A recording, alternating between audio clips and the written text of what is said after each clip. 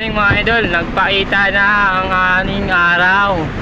Yan, nakita nyo, maganda yung araw mga kalapatids. So yan, dahil hindi pala tayo nakapag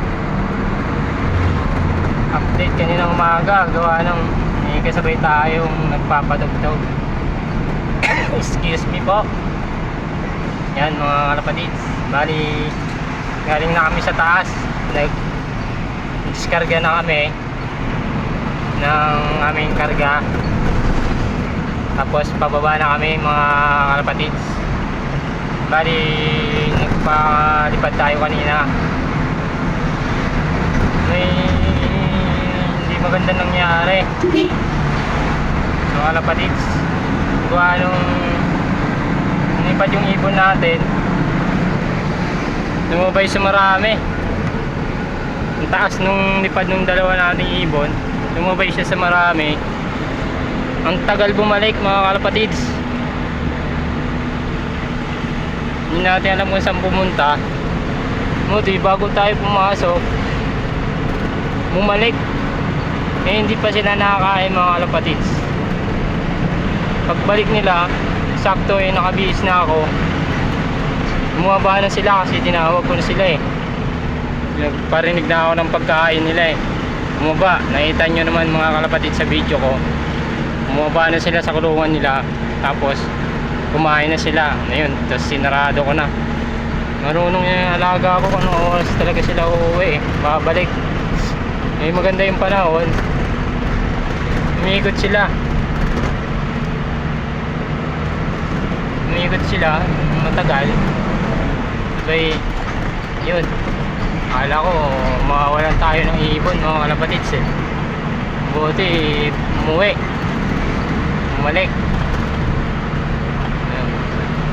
Update nga tayo nga pala sa mga naapekto ng baha, sa mga nagkakalapati dyan. Musta yung mga kalapati nyo? Nabasa ba ng ulan? Yung mga kulungan nyo nabasa ba? Inabot ba ng baha mga kalapatids? Tama-tama yung ulan para linis ng kulungan, kaso sobra-sobra yung tubig na binigay. Maapaw yung mga dam mga kalapatids. Buti sa amin hindi masyadong binaha. Nagkakatubig man yung kalsada, maya-maya humuhupa din. So yan, bali ingat-ingat sa mga binaha. Marami tayong makukuhang sakit sa tubig kalsada. Andyan yung ihi ng daga, tapos mga sari-saring dumi, tsaka may mga sugat dyan. Ako, huwag kayo lulusong ng baha, sigurado makakakuha kayo ng sakit sa baha mga kalapatids. Dito sa amin medyo hindi masyadong malakas yung ulan, ambon-ambon lang, pero excuse me, kakatubig din. Yan, so ingat-ingat mga kalapatids. Maganda magpalipad ngayon, may araw mga kalapatids. Ayan Badges nga pala mga kalapatids, kagabi may nadaanan kami na aksidente, naka-single dito, dyan sa may pababa na yan. Yan biglang liko niyan, nabangga siya ng, hindi ko alam kung siya ang binangga o siyang bumangga. Dyan nilata siya kagabi dyan Ang maganda pa nun, bumangga na siya, nakahiga na, nagsiselfone pa, nagchat-chat. Siguro chat yung punerarya.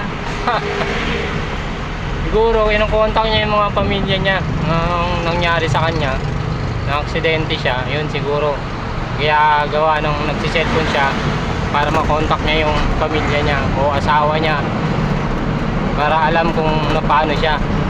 Nakahiga talaga siya, hindi siya makatayo siguro mga kalapatids.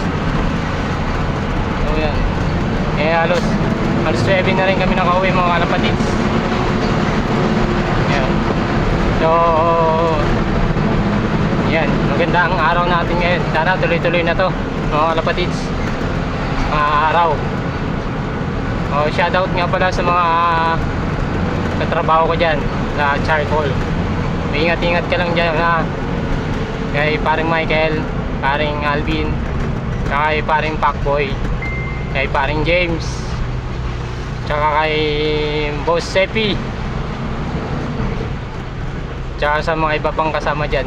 Ingat-ingat na lang na ano na lang tawag dyan, adjust na lang kayo kay Lolong, mga tropa. Okay na lang natin yan, pagpasensya na lang natin. Wala tayo magagawa, ganyan na talaga yan mga kalapatids. So hanggang dito na lang mga kalapatids. Maraming salamat sa mga nagpa-follow. Sa mga hindi pa nagpa-follow sa akin, pa-follow na lang po. Maraming salamat. So ingat at God bless sa mga araw na, anong araw ngayon tayo?